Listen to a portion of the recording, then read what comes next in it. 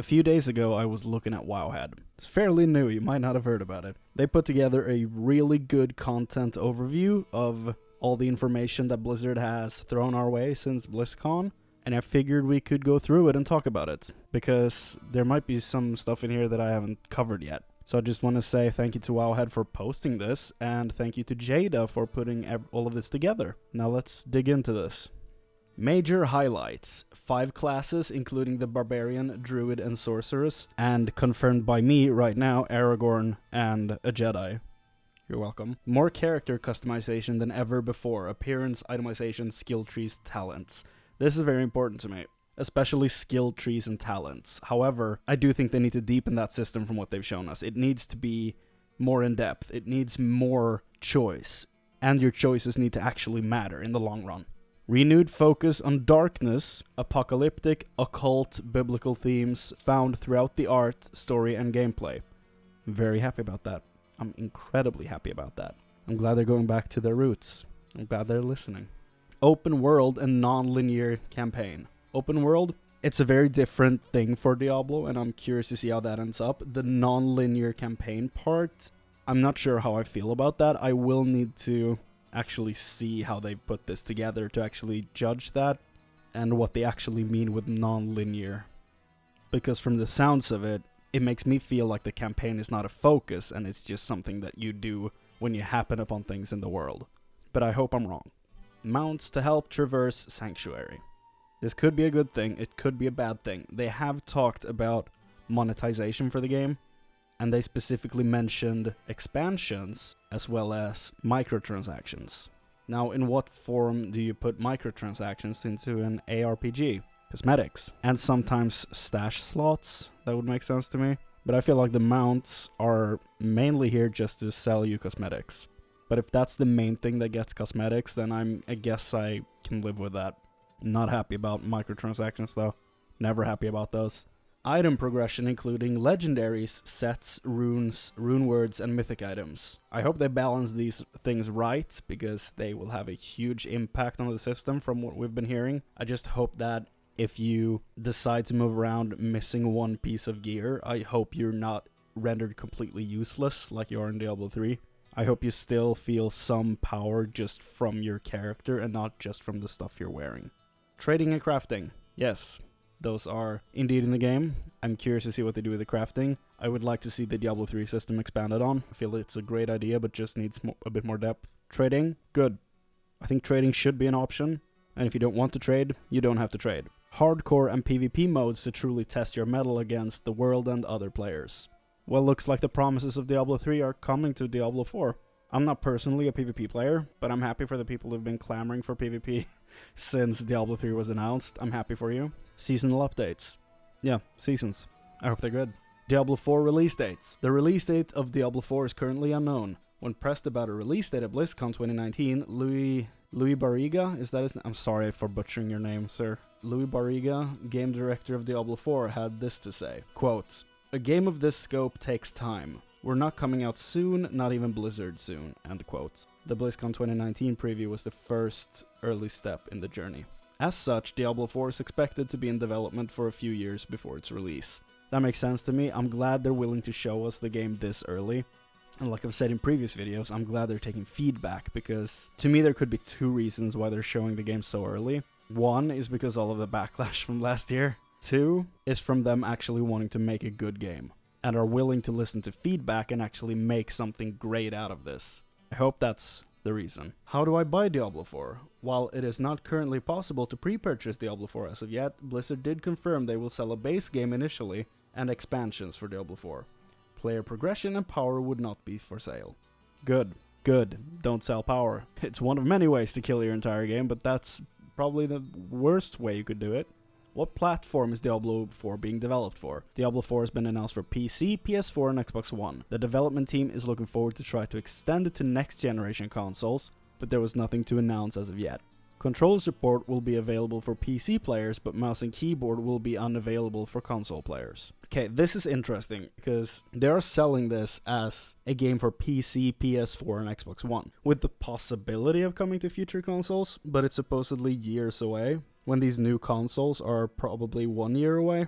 This is the thing that makes me curious as to what the release date actually is. I don't think it's before the next generation of consoles. No way. I'm just curious why the PS4 and Xbox One is in there. Maybe it's just that the jump between generations isn't that big. I mean, they're selling it as something huge, but I don't think it's going to be that big, so that might be why. Will we be able to cross-play with friends on different platforms? In an interview with Adham, executive producer of Diablo 4 and The Telegraph, cross-play is a goal of the development team. Quote, "And those meetups might happen across different platforms if the developers have their way. We're very excited about cross-play." End quote, says Adham. Quote, "There are technical details and details to work through with the first parties, but it's our goal to get to crossplay." End quote. Nice. I think that's something many people hadn't considered, and I'm really happy they are considering it. That makes me actually really happy. That's a great idea. Here we go, everybody. Lore and story of Diablo 4. Now this is why we're all here, isn't it? I mean, it's mostly why I'm here. I mean, it's not like I only play games for story and lore, but it's usually what pulls me in.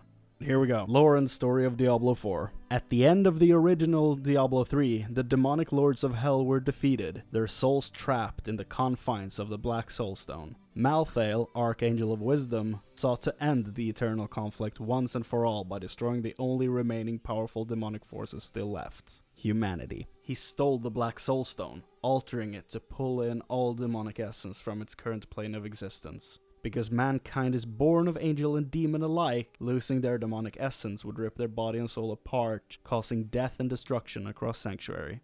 Though us Nephilim ultimately defeated Malthael, Sanctuary was left in ruins. Upon Malthael's death, the demonic lords of hell trapped in the Black Soulstone were released back into the world. Heaven, seeing how powerful the Nephilim had become, sealed their gates on humanity, completely cutting them off. While Malthael did not accomplish his ultimate goal of eradicating humanity, he spread death across Sanctuary, devastating the population of humanity, killing millions. Cities left in ruin, protectors slain, wise Horadrim reduced to raving old men. Religious cults like the Zakarum and the Temple of the Triune have arisen to fill the voids of this power vacuum. It is upon this backdrop that Lilith has returned. Though not one of the greater evils of hell, she should not be underestimated. The daughter of Mephisto goes by many titles: Daughter of Hatred, Queen of the Succubi, Mother of Sanctuary. As a demoness of hell, she was embroiled in the eternal conflict against heaven, led by her father Mephisto and the other great evils. Over time, her discontent with the conflict grew as she believed the war could not be won. To that end, she met an imprisoned angel named Denarius, who also sought a reprieve from the eternal conflicts. Together they stole the World Stone and created the world of Sanctuary. It is through this unholy union that humanity was born, potentially more powerful beings than either angel or demon. It is due to this potential that the forces of heaven and hell have previously descended upon Sanctuary, ravaging our world to determine the fate of mankind and the ultimate victor in the eternal conflict. Now, in Sanctuary's darkest hour, Lilith has returned to the world she helped create. As the mother of humanity, she understands mankind better than anyone else. She knows our power, knows our weaknesses, knows how to manipulate us. Does she seek to eradicate us from existence or wield mankind and the Nephilim as a weapon to win the eternal conflict once and for all? Though her plan remains shrouded in mystery, one thing remains clear. Her return does not bode well for Sanctuary. She'll use her absolute power of seduction, indisputable cunning, and brutal ruthlessness to get exactly what she wants. Mortals, beware. I feel like that's a great write-up of exactly what's going on, and I'm not sure if it's put together by Wowhead or just an official text from Blizzard, the site. But anyway, to the person who put that together, well done. It was a great read. The 5 classes of Diablo 4. First off, the Jedi. Blizzard announced that Diablo 4 would launch with 5 different unique classes that you'll adventure to the currently planned level cap of 40. 3 iconic Diablo 4 classes were playable at Blizzcon, with 2 more to come. Each character class retains its core identity, yet also brings players fresh inspiration and fun, revamped playstyles. All classes will have appearance customization, allowing players to select gender, skin tone, hairstyle, and tattoos. Developers are looking to have transmog return as a way to further customize your character's appearance. So a level cap of 40 sounds low to me, but I'm actually completely fine with it. What worries me is that they're gonna have a new Paragon system at the end that doesn't have a ceiling. That scares me. That's something I don't want. There needs to be a cap, both for, of course, for character levels, but also for the eventual Paragon system that we'll see. There needs to be a cap. More mentions of character customization. Very nice, very nice. The possible return of transmog I know has been a heated debate in the community as of late. I, for one, am completely for it. Only because you actually need to find the stuff before you can actually transmog it, I hope. And not like they did in Diablo 3, where you just level up the Mystic and then you get a bunch of transmogs. If they make the transmog system that you need to find the stuff, it's a great idea. I'm fully for it. Barbarian, physical melee warrior. Deals primarily physical damage via devastating melee attacks and bleeds. Class resource Fury. Charge and leap into the thick of battle. Bellow intimidating war cries and unleash ground-shaking slams. Arsenal system. Rapidly switch between 4 weapons. 2 two-handed weapons and 2 one-handed weapons. By assigning them to individual attacks, more item affixes than any other class. Barbarian is a classic. I mean, Barbarian is a staple of Diablo at this point, and I don't think we'll ever see a Diablo game again without him. Your game needs the Barbarian, and so do we. I love the idea of the Arsenal system. It's one of my favorite things we've seen so far from the game. Next up, we have my boy, the Druid. Druid, savage, shapeshifter, and master of nature. Deals physical, lightning, and poison damage via shapeshifts, nature magic, and companions. Class resource, spirits. Seamlessly shapeshift between werewolf and werebear, gaining short duration buffs and savage melee attacks. Channel the power of nature, unleashing devastating storm and earth attacks that can even change the weather. Companions. Summon companions with passive damage and active abilities to attack, debuff, and poison your foes. So this gives a bit more depth to the Druid than I was aware before reading this. For one, he specified to have companions. Now I thought he could just have wolves. But from the sounds of it, even though he might just have wolves, it still sounds like he has a complete skill set around using companions. I just thought they were going to be passive and following you. But the fact that he actually sounds like he's a companion class is interesting, and not something I expected, to be honest. Which puts my prediction of a necromancer into question for me. I hope they utilize the arsenal system from the barbarian in some way into the druid's shapeshifting. But from the sounds of it, they might actually be doing just that. I just hope we get some really cool abilities linked to shapeshifting. I just want to run around looking like Lupin from Prisoner of Azkaban. That's it. I haven't been able to do that in game since Diablo 2, and I've missed it. My inner child wants to play a monster. Let me. Next up, another classic. Sorceress, elemental caster and master of the arcane. Channel devastating lightning, ice, and fire spells on your foes, inflicting elemental ailments. Class resource mana. Fragile but powerful. Cast at range, overwhelming enemies with the elements while staying out of danger. Elemental ailments. Exposure to your spells cause additional effects based on type. Lightning tends to AoE or spread to multiple targets. Cold will slow and eventually freeze enemies. Fire inflicts burning damage over time. I like the elemental ailments feature in this. So far I like the very specific class-based extra ideas they've had so far. I think they're very, very neat. I think they're neat. And fragile but powerful. Yeah, it makes sense for the sorceress to be a glass cannon.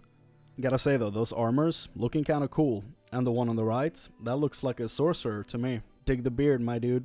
Dig the beard.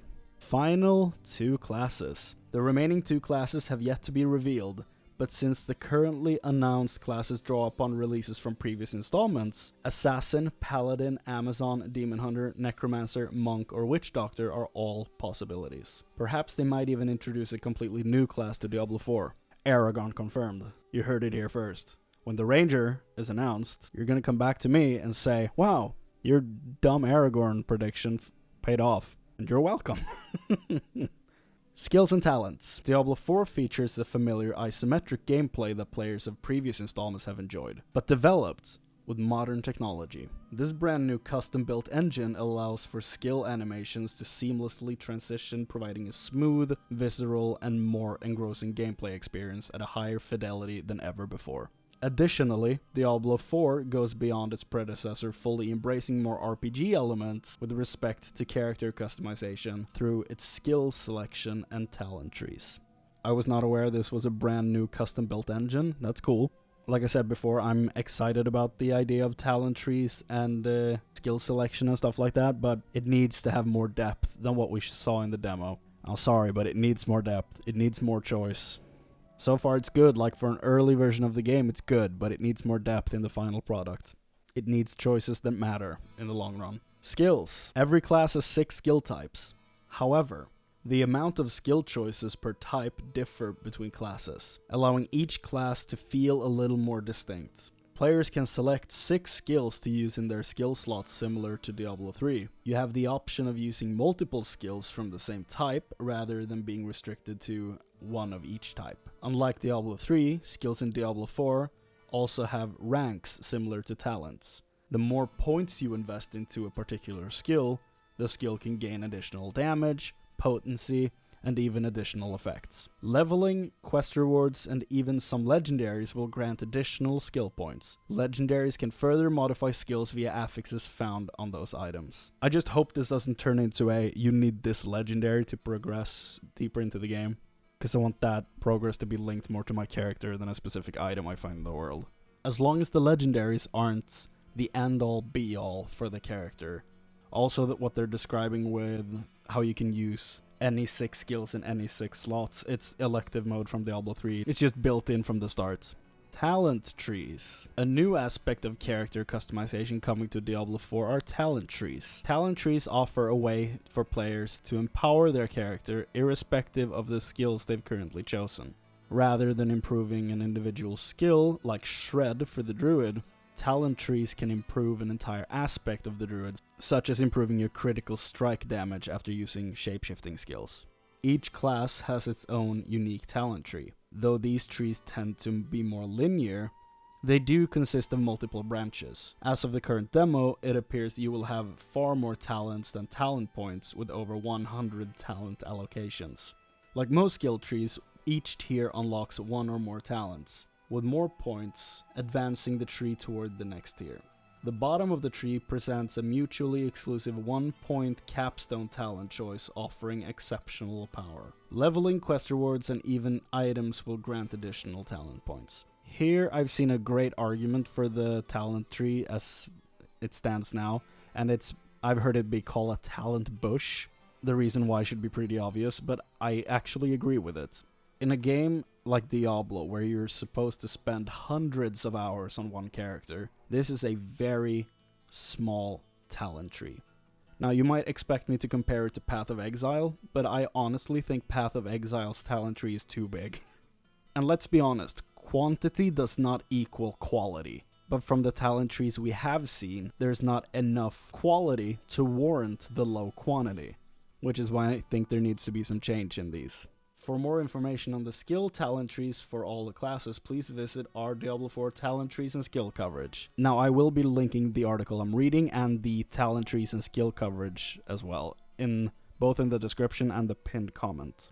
Evade, Unstoppable, and Potions. In addition to the skills of each individual class, Diablo 4 has implemented the evade ability found in console versions of Diablo 3. The evade ability allows you to dash a short distance in order to avoid damage or reposition yourself quickly. This will have a short pause at the end of the animation to ensure it's not spammed for faster movement, and is instead about intentional movement. Additionally, certain abilities can grant Unstoppable, allowing players to avoid and break crowd controlling effects. Health globes are not currently a part of Diablo 4.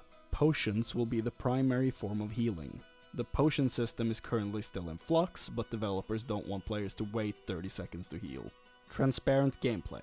One point Blizzard emphasized at Blizzcon 2019 when talking about gameplay is they want it to be as transparent as possible. No hidden mechanics, no proc coefficient. They want to be as upfront with those as they possibly can to ensure you spend more time playing the game than testing mechanics.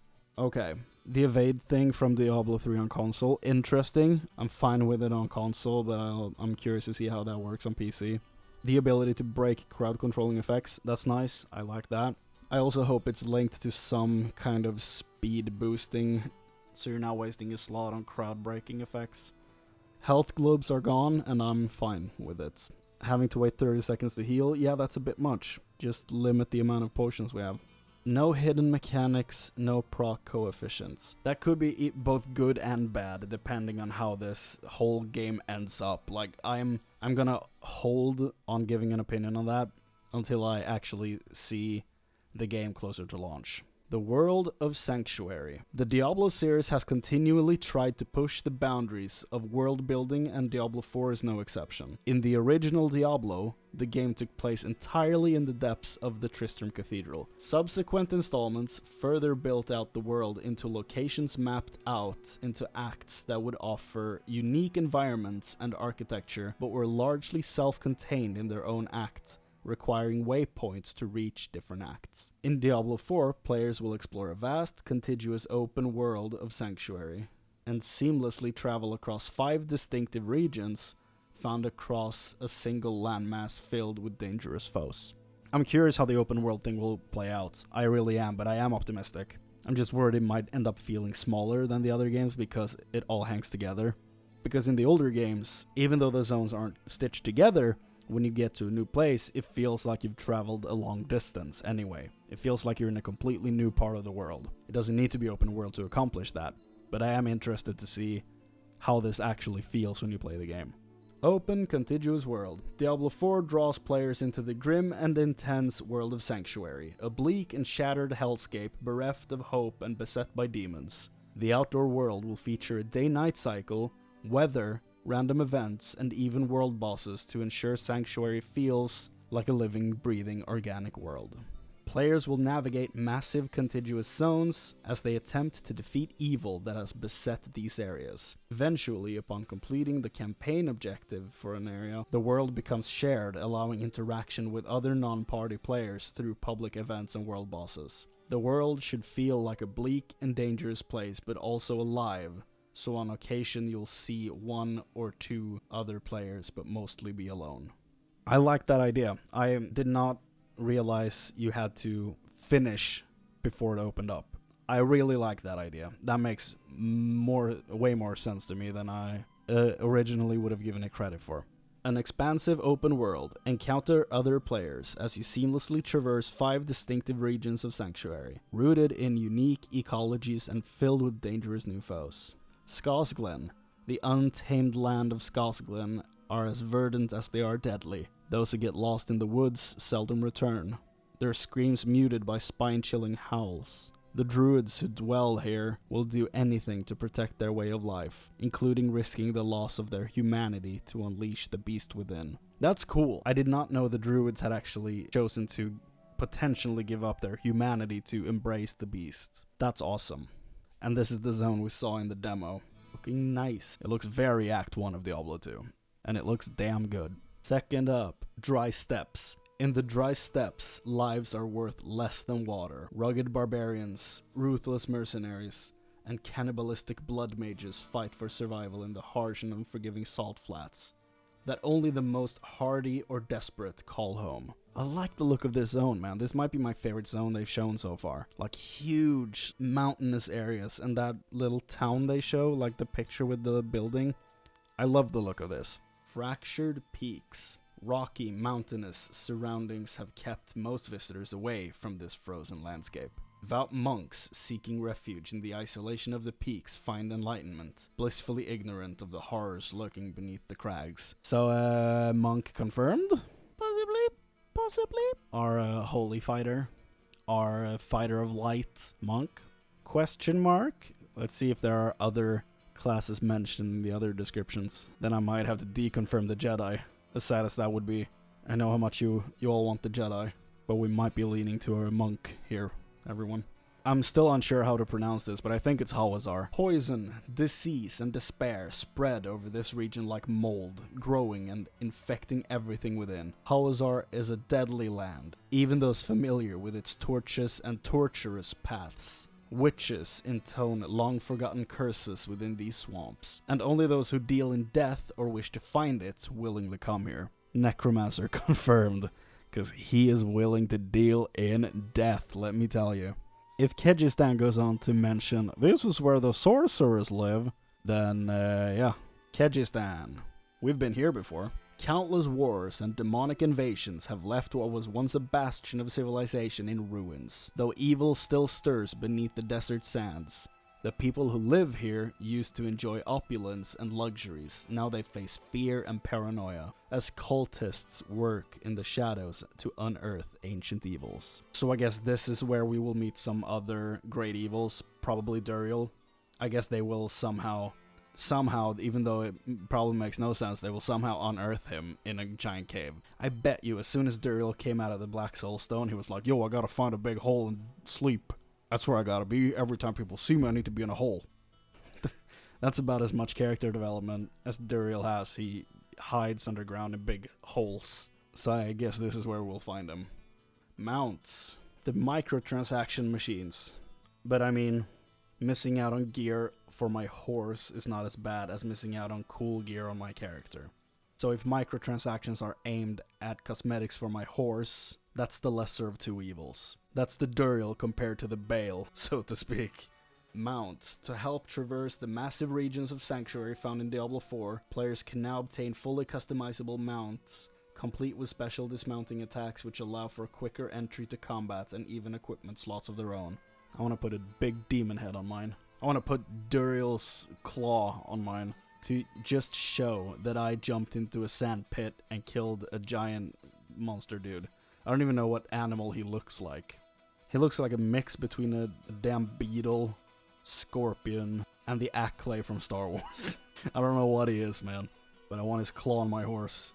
Non-linear campaign and scaling. Diablo 4's campaign will be darker and grittier than ever before. You'll chase the forces of evil down, hoping to thwart their machinations. Sometimes evil will win. Additionally, the campaign will be non-linear, allowing players to choose how to progress your character through the story. The world will scale with you or your party leader, giving you the freedom to do side quests or go in search of crafting materials without over-leveling the story contents.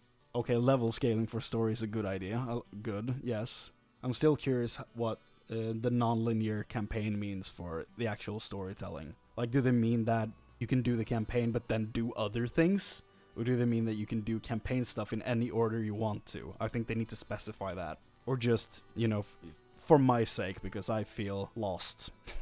Monsters. As always, Diablo 4 will feature brand new monsters to face, as well as some returning favorites. With an updated design and new ways to kill players, Fallen and Skeletons are two families of monsters that have returned. A new family of monsters in Diablo 4 are the Drowned, a set of monsters that steal people away in the night and drown them, sink ships, terrorize the coasts, complete. They'll use their spectral ocean magic or even the mast of a ship to try to murder you.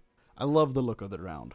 Like, the art team in this game is doing a fantastic job. The Drowned, love them. Andariel redesign, love it. Just the environment and theme overall, love it. Like, the art department is killing it. I would love to see more new monster families, because at this point, I'm open for it, man. I want more. Shower me in your art, please. To demonstrate just how bad the destruction of the Black Soulstone was for Sanctuary, Duriel, Lord of Pain, one of the lesser evils of Hell, has returned as one of the bosses of Diablo 4. But if you don't jump into the sand pit, he won't be an issue. You can just leave him down there and he'll die on his own. Might take a while, but damn it, one day he'll die. While Blizzard didn't spoil his impact in the story, he looks just as dangerous as ever, living up to his name as the Lord of Pain with his Iron Maiden attack. It is a good attack, I'll give him that. Duriel, even you did something cool. I'm impressed, dude. Even you did something good this time, Duriel. Well done. World bosses. As a way to keep this open world feeling dangerous, Diablo 4 has implemented world bosses, an ever-present potential threat that can appear anywhere in Sanctuary. These enormous bosses are near impossible to kill alone, requiring help from Nephilim around the entire zone to take down. Ashava was the world boss available in the Blizzcon 2019 demo. Again, the art team, well done, Ashava looks great. The idea of a world boss, I'm intrigued. I hope it stays relevant as you progress through the game to keep going after the world bosses. I love this idea, and I hope it's as successful as they want it to be. Stagger. To help combat these new dangerous bosses and world bosses, the new stagger system was created to allow players to bring your control effects, stuns, chills, freeze, etc., into fights. As players apply these effects, you build up a stagger bar that when filled triggers a unique behavior or weaken effect. For Ashava, you break off its arm blades. reducing the range of its sweeping attacks, creating larger areas of safe terrain. Great idea. Makes you feel like you're actually progressing on the boss. Creates a different dynamic in the fights. That's good. I like it. Elite affixes. Elites and champions are returning to Diablo 4, but with a new take on affixes. While many favorite affixes, like Frozen and Mortar, are returning, Diablo 4 adds a new category of affixes called Enhancing Affixes that enhanced the existing abilities of that mob type. An example given at Blizzcon 2019 was the multi-shot affix, which for monsters that shot projectiles will allow them to shoot additional projectiles. For monsters that resurrect allies, like the Fallen Shaman, multi-shot will allow them to resurrect multiple allies at once. So I will only go after Fallen Shamans all the time, just in fear of this affix. Got it. Treasure Goblins will be returning as developers like the risk and reward scenario that they bring to the game. I'm in favor of this. We move on. Dungeons and endgame. While the open world is massive, the layout is generally static to allow other non-party players to adventure together across Sanctuary. Found throughout the open world will be hundreds of dungeons. Private, randomly generated, dark, dangerous, scary, yet seamless tile sets with varied objectives and zero load times between floors. Blizzard wants dungeon crawling in Diablo 4 to build tension both in the grim and perilous environments and monsters. Also the risk and reward. As such, they want each dungeon experience to be varied and not only in layout, but also with random events and objectives. One dungeon you may need to kill every monster, while another you'll be required to destroy some idols. Along the way you may encounter a new event that hasn't previously occurred in that same dungeon. Yeah, I like the idea of a static overworld and completely randomized dungeons. That gives a nice familiarity to the game and also some nice variety when you feel like you need some change. The primary endgame will focus on dungeon keys. Dungeon keys take a specific dungeon from the campaign and randomly generate an endgame dungeon in that same tile set, complete with new affixes to increase the difficulty of the dungeon, but also improving the quality of the drops. In addition, the objectives will vary, deviating from the kill enemies, kill Rift Guardian static gameplay loop of Diablo 3 that emphasized speed over strategy. Which dungeon you want to undertake and how you approach each dungeon will provide much more varied content, strategic depth, and player agency. The example dungeon key at BlizzCon 2019 used the Lightning Pulse affix, which was an unkillable totem that continually follows you around the dungeon, pulsing lightning, possibly varying the route you take to complete the dungeon.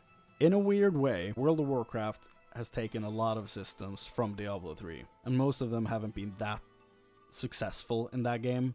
And now Diablo is taking Mythic Plus from WoW, and it might work here. I'm not sure though. This is one of those pause opinion for more experience on the subject, I feel. It has potential though. Equipment and itemization. Those who played Diablo 3 will be familiar with the itemization of Diablo 4, though there are some notable exceptions and some of the philosophy regarding the strength of items has changed.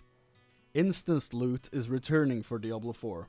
Each player, even when partied, will have their own loot drop, and the player will need to pick up the item and drop it before the other players in your party can see the item. Affixes on gear such as critical strike chance will be way gear improves the power of your character. As an item quality increases, they will have more affixes. Affixes can even provide additional talent points or skill points in some situations, allowing you to go above defined point caps on granting access to talents that you wouldn't ordinarily have access to due to being on a different branch of the talent tree. I really don't know how I feel about this. This is one of those points where I think, first of all, that the stats are way too simplified, just attack and defense instead of strength, dexterity, and intelligence. I think that it feels like it limits choice. Also, the inflated numbers makes no sense to me. Lower them. There's no need. It needs to be in the high thousands. It could be really low, like when you start the game, it could be a plus 2, plus 3 item. And then when you reach max level, it could be like plus 80, plus 70, like something like that. It doesn't need to be these weird high numbers to be an impressive item.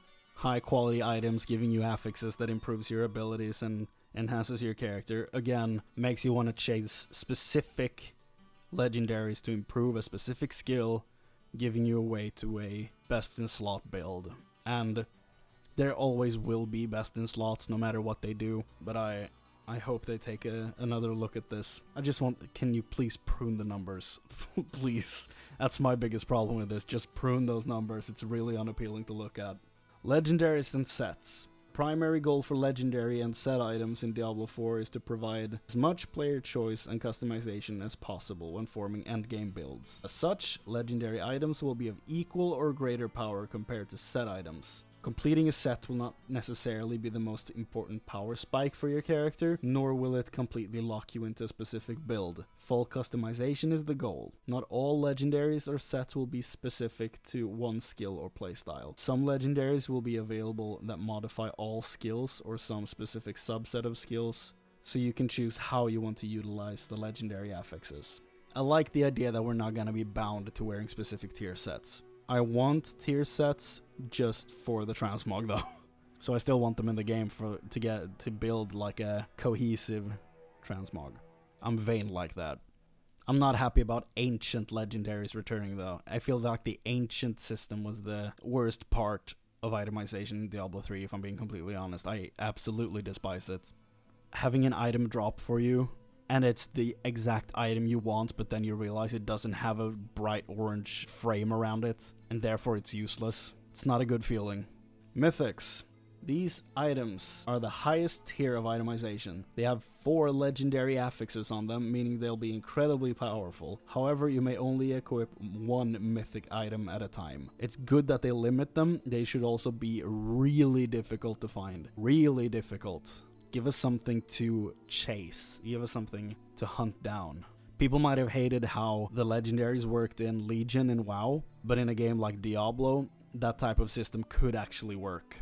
Reddit user The Dark Ambiance has compiled a list of affixes found in the playable Diablo 4 demo from the Blizzcon 2019 show floor, and items shown during the Diablo 4 panels. The item affixes will be randomized in a range, and there's a list of item affixes. I'm not gonna go through all the item affixes because there are a lot of them, but when you go here, when you click the link in the description and the pinned comment, be sure to read all this, and thank you to Reddit user The Dark Ambiance for putting all of this together. This is a great resource. Magic and Gold Find.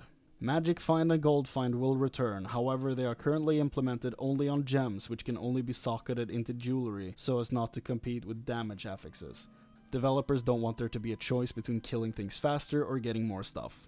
Makes sense. Runes and rune words. For veteran players of Diablo, an often nostalgic bit of itemization returning in Diablo 4 is runes and rune words. Though runes are placed in socketed equipment, as in previous installments, they function entirely different. Instead of imbuing the item with a predetermined set of stats or affixes, the item will be imbued with a condition and effect. Once the condition is met, the effect will activate. The actual runes slotted into the item will determine what the condition and effect will be. Tailoring your build to meet the condition, frequently activating the effect, will often be key to maximizing rune words. Though the rune word system is in its infancy, the developers would like to add progression to the rune system. I'm very curious how that progression would work, what it would look like.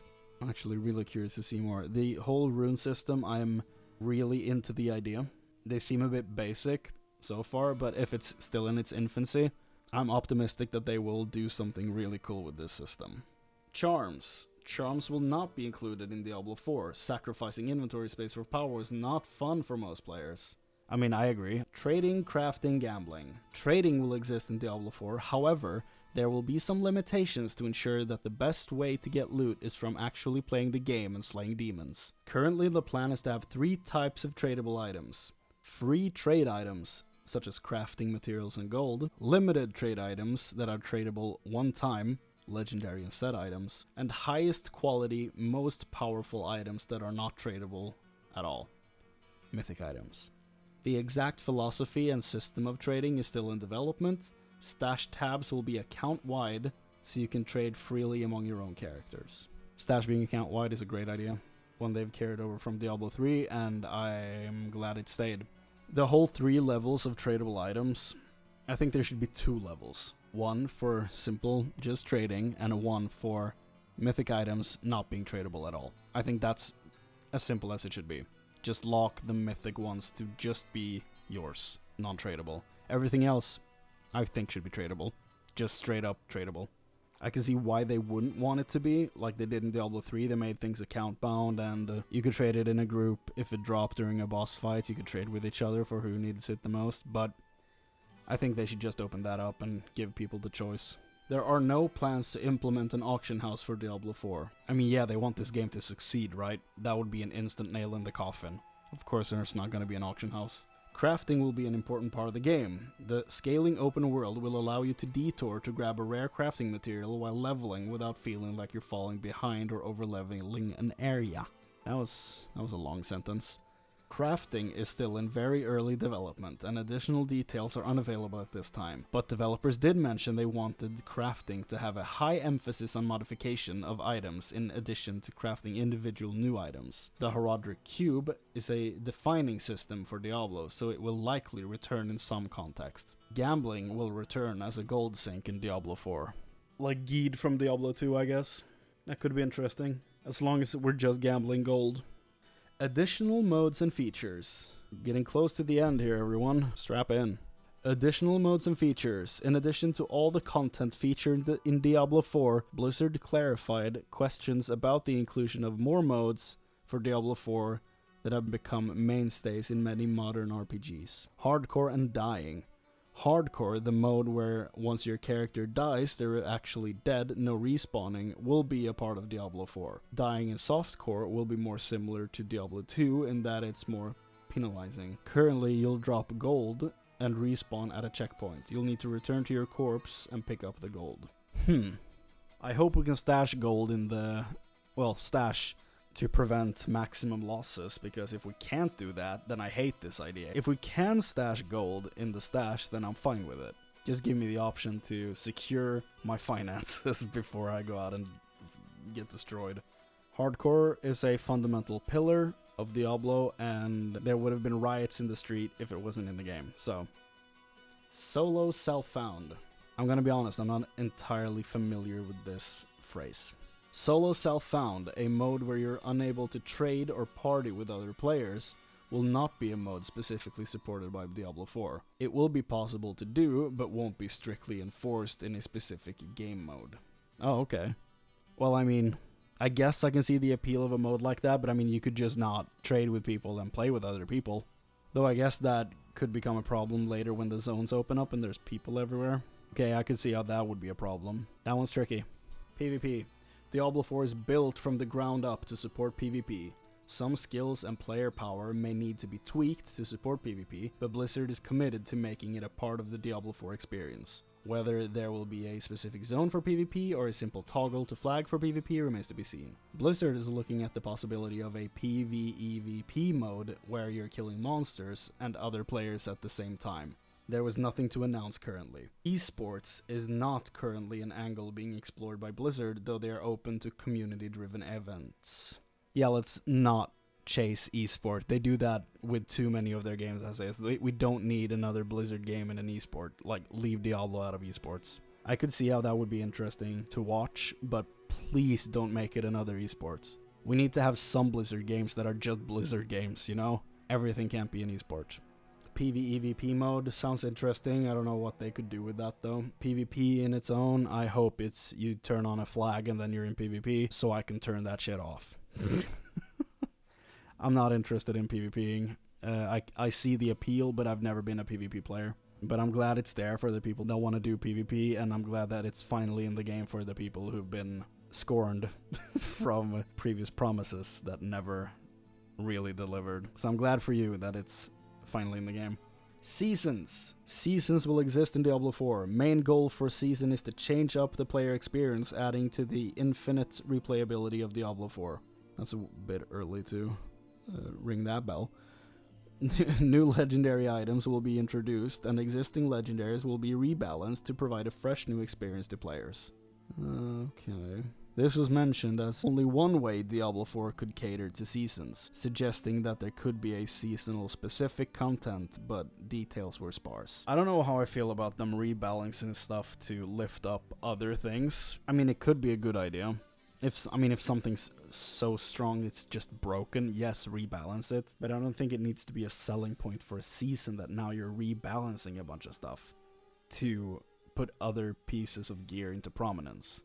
I see why they're doing it, but I'm not sure that's the best way to do it. I mean, I might be completely off on this one. I might be completely off base on this, but that's how I see it. I think that it sounds like they will be coming at items with the intention of making them less usable to make other things more usable, when I think it should be the other way around. They should lift other things up so that everything is usable in some way. And I mean, there's never going to be a perfect balance, but I think it's better to lift things up than to drag things down. That goes for basically every single game I played, specifically fighting games, weirdly enough. They love nerfing things nowadays, when I think they should just either leave it alone or lift other characters up. Whatever. Moving on. Offline mode. Offline mode will not be supported with Diablo 4. You can solo all content in Diablo 4 with dungeons and campaigns remaining private. However, this will require an active internet connection. Yes, of course. It's a Blizzard game. It's connected to Battle.net. We love playing offline mode in Diablo 2 and Diablo 1, but that was 17 years ago. Blizzard is not going to release a new game with offline mode. It's not going to happen. They have an ecosystem to maintain. They are building online modes into all of their games. They need to have it always online. That's just the way it is. Now, would I want an offline mode? Yes. I would love an offline mode, but it's not going to happen. Social features. Clans. Clans will be available for players to join, complete with a customizable banner. Each clan will have their own bank and chat to help facilitate trading and crafting with your friends. In-game voice chat. Voice chat will be available for both parties and clans. That's interesting. Clan chat? Multiplayer. Players can play with their friends in 4-player parties to face challenges of Diablo 4. Consoles will support 2-player couch co-op. So that's a downgrade from 4 players to 2. Yeah, I guess there's less clutter on the screen with 2 people. Also might just be a system limitation, now that I think about it, because they are making the game for PS4 and Xbox One as well. So it might just be a system limitation to them going down to 2. Media coverage. While this is the first initial batch of information for Diablo 4, developers are aiming to give quarterly updates to Diablo 4's progress starting in 2020, with updates coming more frequently as development progresses. Here's the press release. And that is the Diablo 4 content overview from Wowhead. It was a long read, but we got through it, and there was a lot of valuable information in here. And I'm glad we did this. Now, I would like to thank Jada for putting all of this together. It was a great read. I'd like to thank Wowhead for being a good website, having all this stuff in one place. I appreciate you. Thank you, everyone, for listening. I hope we all learned something today, and I can't wait to hear more about this game. I'm really, really looking forward to it. I mean, if you couldn't tell by this and my earlier videos, I'm really, really excited about this game. I've been playing Diablo games since I was 5. And that's 20 years ago now, so I need more. Take Diablo 4 and just shoot it into my veins. You need me to be one of the 3 people on the pillars? Dude, I'll do it. Just give me Diablo 4. I hope I gave some constructive points in this video, and I also hope it didn't feel too negative. Just me expressing my problems with the systems shown to us. I feel like constructive criticism is very necessary, specifically when the game is so early in development. Which is how they've stated it. I think it looks more done than they're giving it credit for, but I mean, we haven't seen anything outside of the demo zone, so it might all just be bumps and roads without textures, for as much as we know. Anyway, I hope you enjoyed the video, and I'll see you next time. The daughter of Mephisto goes by many titles: Daughter of Hatred, Queen of the Succubi, Mother of Sanctuary. Blessed Mother.